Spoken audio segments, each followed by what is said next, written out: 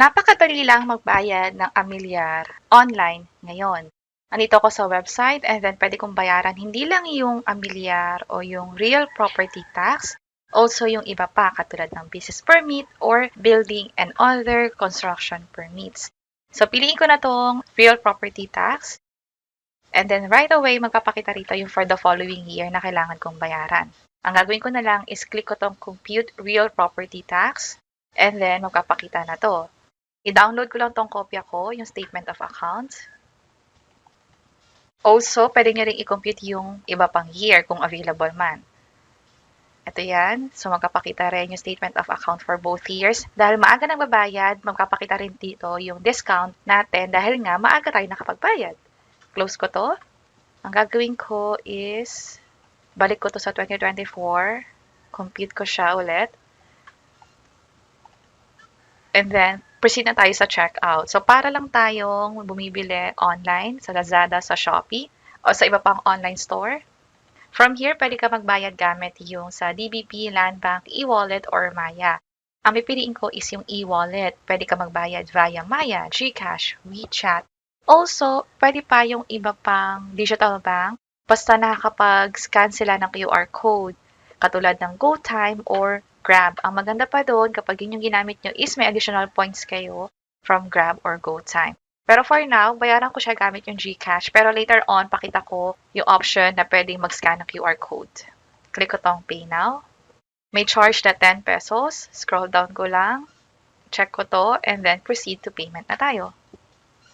Ito yung option na QRPH kung saan pag kinlik mo to and then mag-scan ka, pwede mo nang gamitin to sa mga online financial app or mga digital bank na nakakapag-scan ng QR code. So, ito yung gagamitin ninyo kung magbabayad nga kayo ng Grab or GoTime or iba pa na pwedeng mag-scan. Sa akin, GCash na lang muna. And then, i-enter ko lang dito yung mobile number ko sa GCash. Click ko yung next. And then, code naman, hintayin ko lang. Click ko ulit yung next. And then, yung MPIN ko naman sa GCash. Click ko yung next. Ito na, 3,083. May charge na nga na 10 pesos. Nakita rin nga yung balance ko sa GCash today. Click ko yung Pay. Saving transaction na dapat mag-reflect na as paid yung 2024 natin. Ito na, you have successfully paid yung real property tax worth ganitong amount. Also, may na-receive din akong email about this transaction. Ito pa yung isang email, yung proof naman from Maya. Ang maganda dyan, meron tayong proof para nga naman magkaroon ng kahit anong issue. Pwede tayong mag-report at ipakita ito, especially yung reference number dito sa bandang taas. Back to main menu na tayo dito. And paid na yung for 2024 ko. Pag inopen ko yung 2024, complete real property tax, wala na siyang billing dito. Pag 2025 naman, yun na lang yung magiging available, which is pwede na nating bayaran. At pag binayaran nga siya ng advance, merong discount na magpapakita dito.